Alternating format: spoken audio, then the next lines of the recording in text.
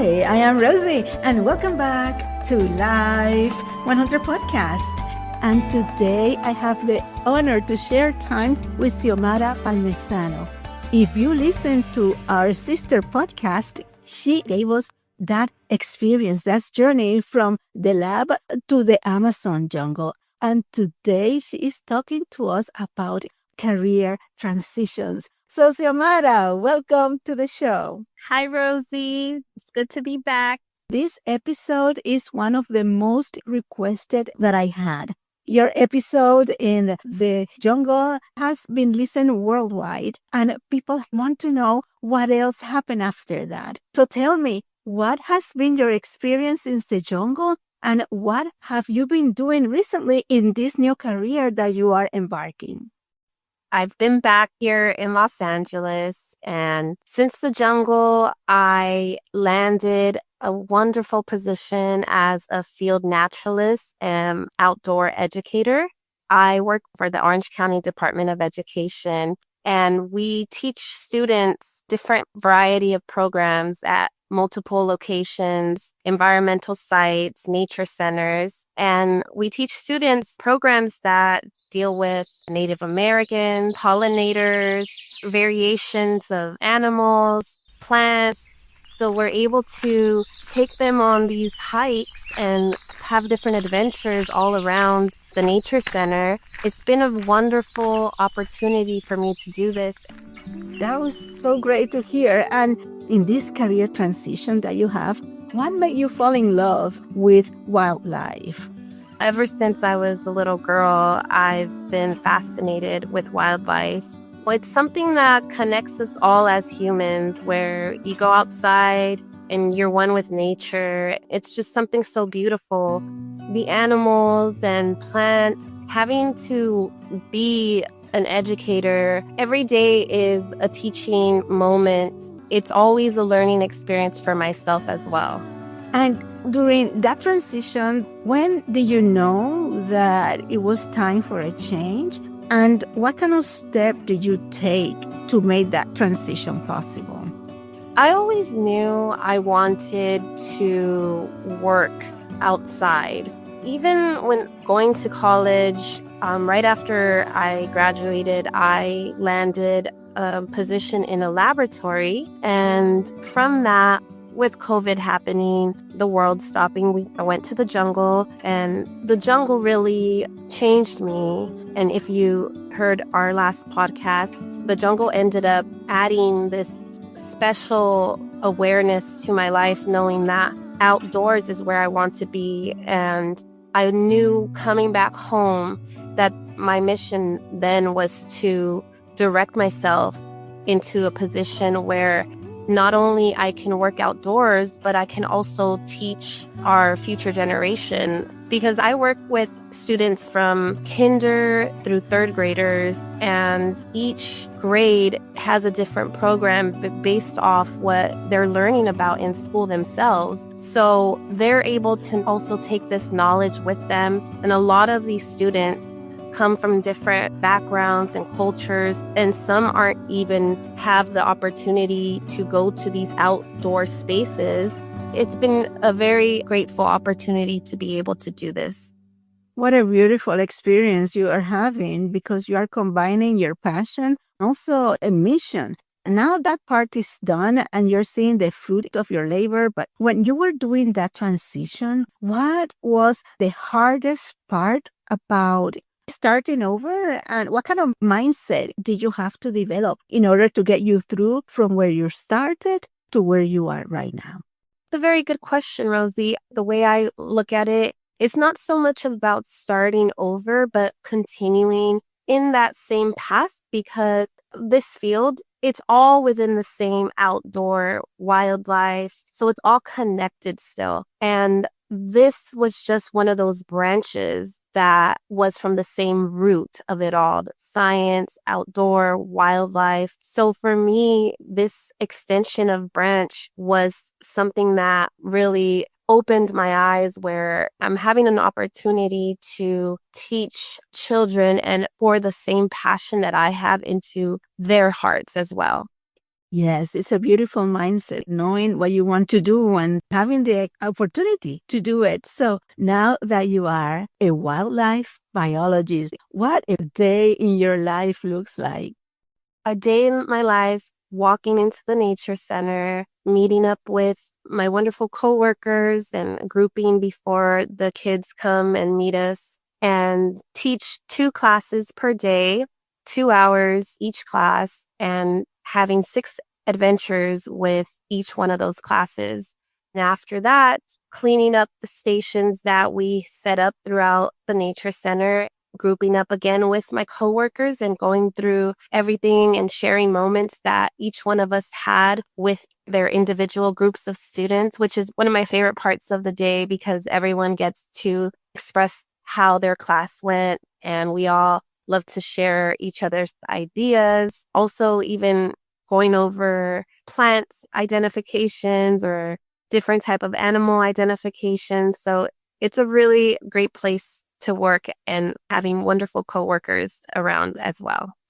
This sounds ideal for so many people who are interested in teaching, in sharing, in environment, in the opportunities that is ahead. And what led you to this particular project? Once I was researching the type of position I wanted, I knew working as a naturalist was the perfect position for me because of the person that I am. Walking outside or having my own personal hikes, I always stop and stare at the plants or try to identify plants. And a naturalist is a person who is curious about the world around them, curious about having that connection with nature and knowledge and gaining more of that knowledge of the plants and animals, having that scientific background. And most importantly, my focus was on geography, earth and environment, and how humans and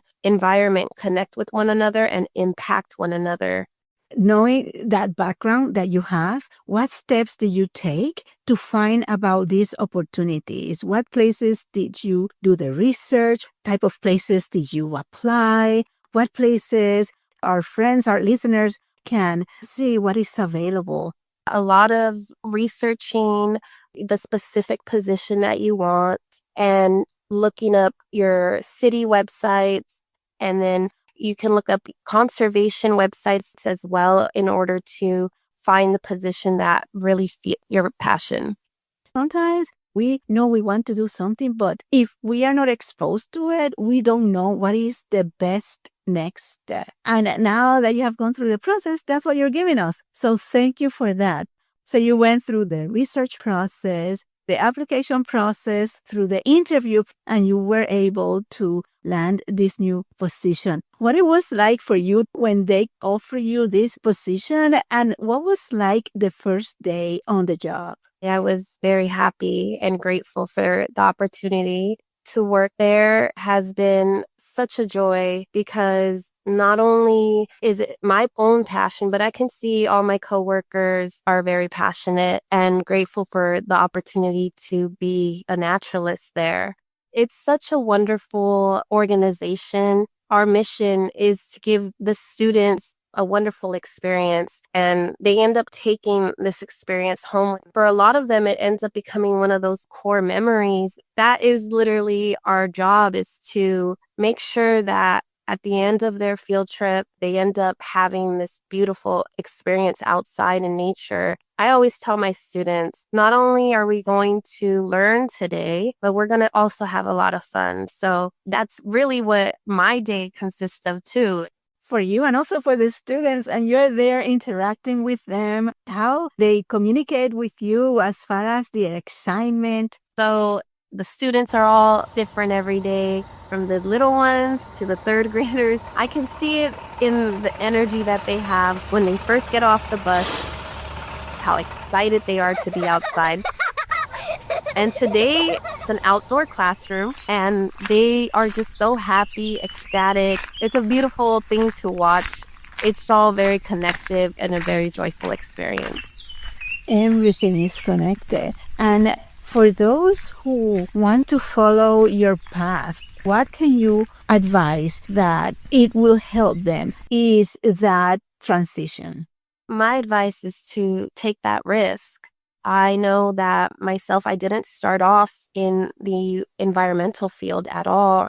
I was headed straight to medical. And one day I took a geography class called Man and Environment. I would go home and I wanted to learn more. I knew this is really connecting with me. Something magical was happening because of this class. And after that, I took the risk where I switched to geography. And it was a big risk because I was already invested in the medical field. Once I did start taking all these geography classes, environmental classes, I knew that's where I was supposed to be.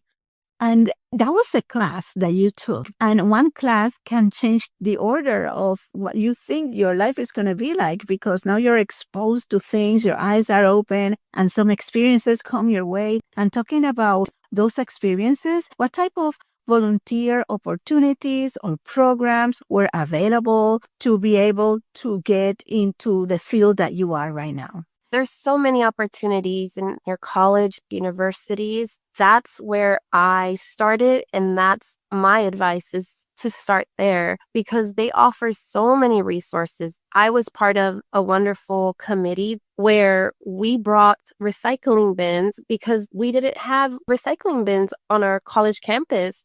We presented our debate towards the Board of Education as a committee. The board agreed and gave us that opportunity to be funded. And these recycling bins were all over the college campus after that. Yes, and that is something that created change at the time and something that it will benefit future students and future generations. And do you remember any type of organizations that you joined or anything in specific that helped you solidify what you wanted to do? I did volunteer work, local beach cleanups, which I also recommend for anyone who wants to have a day outside and putting back into their own community, and doing internships. You're able to find many resources online and in your specific area that you're passionate about. You share with us information that is going to make a positive change. And if there is something that we have not talked about that you would like to share, what would that be? I would love to share how we should treat Mother Earth a little bit more kinder, and to make sure you're doing as much as you can, whether it's recycling, whether you see trash and you can pick it up, given that it's safe to do so. Be a little bit more conscious of your purchases and the materials that you buy. And it's just to be a little bit more aware of that is what I would love to add. And for those who would like to learn more about the work that you do, more about ways that we can contribute to the environment, what will be the best way to get in touch with you? Where can we find you? You can always contact me through my email, xpalmez@yahoo.com. And I also have an Instagram which is Xiomara, XIOMMARA_. Wonderful. I'm going to add those links to the description so it will be easy to find, and the link to the episode where you are taking us to the jungle. And with that, I thank you for the time that you share with us. You are making a difference, and keep doing what you're doing because it is a beautiful way to contribute to our world. Thank you so much, Rosie. Thank you for sharing this message, for being part of this journey, of this community. Thank you for listening, and leave a comment, and subscribe. Follow us because, like I always say, life is better when we live it at 100.